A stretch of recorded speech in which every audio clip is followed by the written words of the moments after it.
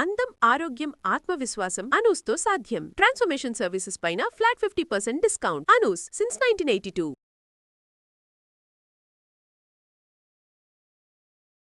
చాలా మంది మాట్లాడుతుంది డయాబెటీస్ గురించి. రివర్స్ డయాబెటీస్ అనేది నిజంగా ఉందా? ప్రతి ఒక్కళ్ళు రివర్స్ చేసుకోవచ్చా డయాబెటీస్ని? It is not possible for everyone. About 6 to 7 out of 10 వీళ్ళలో మనం డయాబెటీస్ రిమిషన్ దిశగా we can definitely help them. కాబట్టి రిమిషన్ అనే పదం వాడండి అని అంటున్నాను. సార్, యూజువల్గా చాలా మంది ఉపవాసాలు ఉంటే మనకు టైప్ 2 డయాబెటీస్ తగ్గుతుంది. నిజమా అబద్ధమా ఏంటి? అగైన్ మీకు ఫుల్ బ్లోన్ డయాబెటీస్ ఉంటే ఇంటర్మీడియట్ ఫాస్టింగ్ చేయడం వీ డోంట్ రికమెండ్. ఎందుకంటే షుగర్ లెవెల్స్ పడిపోయే రిస్క్ ఎక్కువ ఉంటుంది కాబట్టి. డయాబెటీస్ రివర్స్ చేయడానికి 5 గోల్డెన్ రూల్స్ ఏంటి? మందులు సల్ఫోనిల్ యూరియాస్ కాకుండా అంటే ఇప్పుడు గ్లిమిపరైడ్, గ్లిబెన్క్లమైడ్, గ్లిక్లజైడ్, గ్లిపిజైడ్, గ్లిబ్యురైడ్ ఈ మందులు ఖచ్చితంగా కంప్లీట్గా ఆపేస్తే మంచిది ఒక డయాబెటిక్ పేషెంట్. అయితే ప్రీ డయాబెటిక్ అనేది ఒక కొత్తగా చూస్తున్నాం. దీని నుంచి మనము బయటపడొచ్చా, లేకపోతే కొంచెం జాగ్రత్తగా కేర్ఫుల్గా ఉండాలా? ఇవాళ ప్రీ డయాబెటిక్ పేషెంట్ రేపు డయాబెటిక్ అవ్వబోతున్నారు.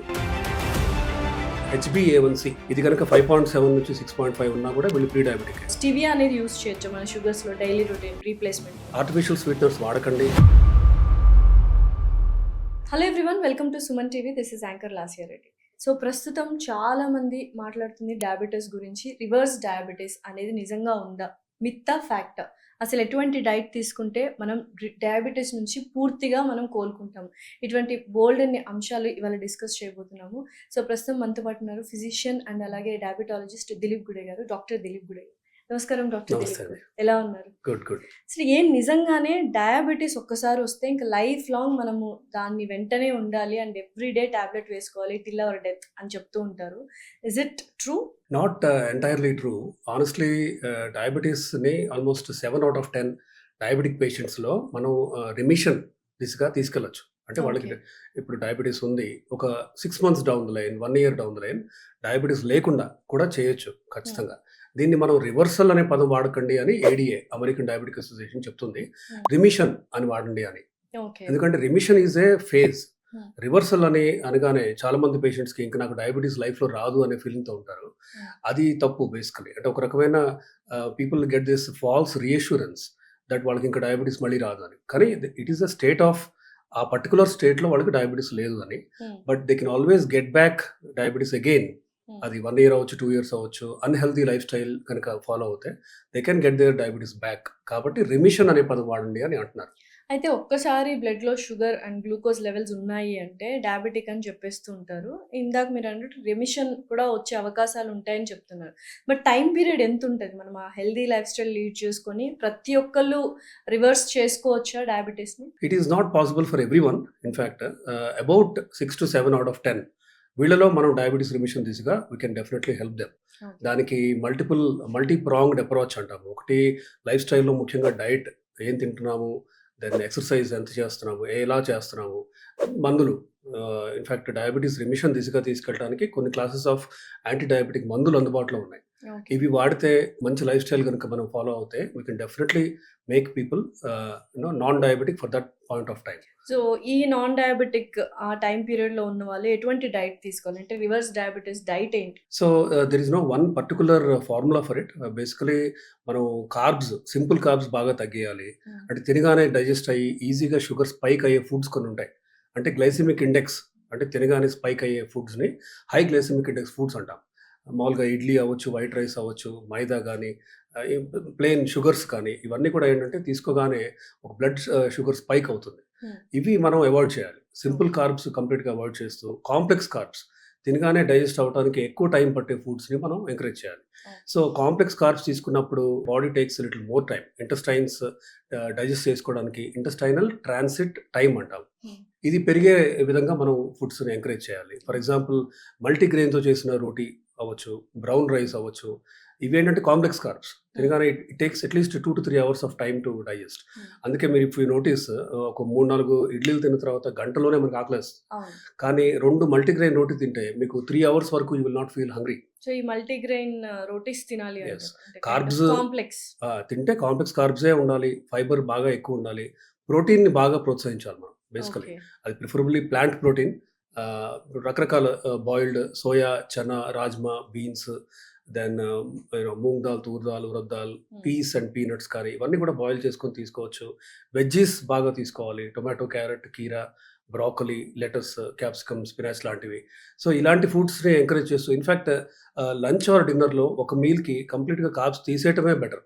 అంటే ఐదర్ రైస్ కానీ, రోటీ లేకుండానే you can have lunch. For example eggs తినగలిగిన వాళ్ళు బాయిల్డ్ ఎగ్ వైట్ ఒక 3, 4 తీసుకొని దెన్ ఈ ప్లాంట్ ప్రోటీన్ ఎక్కువ తీసుకుంటే they will not have a sugar spike. So 3 మీల్స్‌లో 1 meal మాత్రమే ఆ కాంప్లెక్స్ కార్బ్స్ తీసుకునే విధంగా, మిగిలిన 2 మీల్స్‌లో కార్బ్స్ ఎంత తక్కువ తీసుకుంటే అంత మంచిది. సో ఇలా గనక ఫాలో అవుతే డెఫినిట్‌గా రిమిషన్‌లో ఉన్నవాళ్ళు లైఫ్ లాంగ్ రిమిషన్ కూడా పాసిబుల్ అది.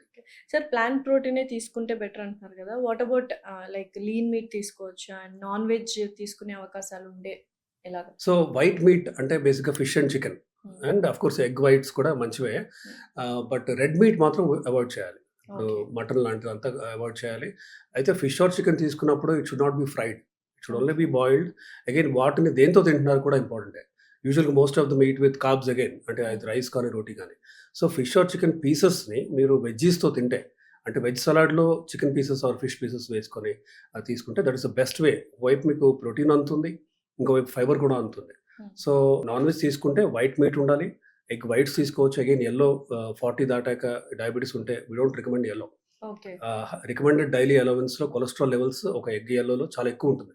కాబట్టి ఒకవైపు అంటే ఈ ఎగ్ వైట్స్ కానీ, ఫిష్ అండ్ చికెన్ కానీ with veggies, then plant protein soya, chana ఇవన్నీ కూడా ఎక్కువ తీసుకుంటే ఒకవైపు ఫిల్లింగ్ అనిపిస్తుంది. సటైటీ అంటే మీకు తీసుకున్న తర్వాత ఒక 4, 5 అవర్స్ వరకు ఆకలి వేయకపోవటం. ఓకే. ఎందుకంటే స్నాకింగ్ అనేది డయాబెటిక్ పేషెంట్‌లో చాలా కామన్‌గా చేస్తూ ఉంటారు. అంటే ఆకలేసిన వెంటనే ఏమి దొరికితే అవి తీసుకునే విధంగా దే ఫీల్ కాబట్టి స్నాకింగ్ లేకుండా ఉండటానికి ఆకలి తక్కువ ఉండేలాగా, సటైటీ ఈజీగా వచ్చేలాగా ప్రోటీన్ విల్ హెల్ప్. ఇంకా ఆఫ్ కోర్స్ దానికి వేరియస్ మందులు కూడా ఉన్నాయి. ఆల్రెడీ ఇప్పుడు మీకు డయాబెటిస్ ఉంటే రిమిషన్ వెళ్ళటానికి there are some classes of medicines, anti diabetic medicines.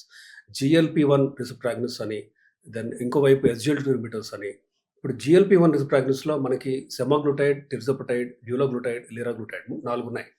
ఇవి ఏం చేస్తాయంటే ఎర్లీ సటైటీ వచ్చేలాగా మీకు ఇంతకుముందు మీరు 3 రోటీస్ తింటే కానీ ఆకలి తగ్గని మీకు ఒకటి కూడా ఫుల్‌గా తినలేరు ఇవి స్టార్ట్ చేశాక. ఓకే. సో సటైటీ తగ్గినప్పుడు మీ టోటల్ బాడీ ఫ్యాట్ తగ్గే విధంగా బాడీ విల్ వర్క్.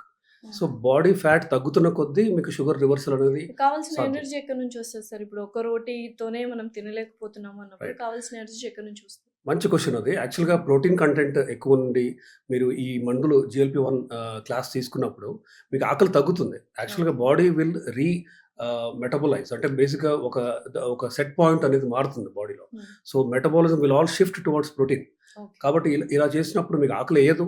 మీకు ఎనర్జీగా ఉంటుంది. ఇన్‌ఫాక్ట్ ఆపోజిట్‌గా చెప్పాలంటే you will feel more energetic. Okay. For example ఒక 90 కేజీస్ ఉన్న ఒకతను డయాబెటిస్ ఉంది ఫర్ ఎగ్జాంపుల్.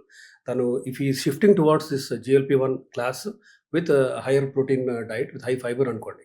ఇన్‌ఫాక్ట్ తను మెల్లగా 85 అవుతారు, 82 అవుతారు, 80 అవుతారు. 80 అయినప్పుడు in fact his or her energy levels will be more.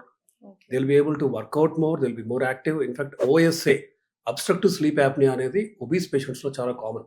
అంటే బేసిక్‌గా గురక పెట్టడం, ఆ నిద్ర హెల్తీగా ఉండకపోవడం, యాప్నియా, హైపోప్నియా ఇండెక్స్ అంటాం AHI అని. సో ఉన్నట్టుండి గురక ఆపేసినప్పుడు సడెన్‌గా మెలుకువ వచ్చి మళ్ళీ గురక కరెక్ట్. స్టార్ట్ సో చేస్తుంది. That is dangerous. Sleep Hmm. Apnoea అనేది మంచిది కాదు. ఇన్‌ఫాక్ట్ గురక కూడా ఇన్‌ఫాక్ట్ స్లీప్ స్టడీ అనే ఒక స్టడీ ఉంటుంది. అది చేస్తే AHI ఇండెక్స్ కనుక 5 to 15 ఆర్ 15 ఆర్ మోర్ ఉందనుకోండి, మీకు ఖచ్చితంగా డే టైమ్ స్లీపీనెస్ అవ్వటం కానీ, ఫటీగ్ అవ్వటం కానీ, in fact over a period of time కొన్ని ఇయర్స్ తర్వాత మీకు లంగ్స్‌లో బీపీ పెరగటం, దాన్ని పల్మనరీ ఆర్టీరియల్ హైపర్‌టెన్షన్ అంటాం. సో OSA అనేది చిన్న విషయం కాదు. మీ బాడీలో గనుక excess of 15 KGs or more fat ఉన్నప్పుడు మీరు ఖచ్చితంగా బాడీ ఫ్యాట్ తగ్గించుకోవాలి. టోటల్ బాడీ ఫ్యాట్ ఇలా తగ్గించుకుంటూ వస్తే ఫర్ ఎగ్జాంపుల్ 6 మంత్స్‌లో 15 కేజీస్ వరకు మీరు తగ్గితే ఇన్‌ఫాక్ట్ మీకు ఎనర్జీ లెవెల్స్ బాగా పెరుగుతాయి.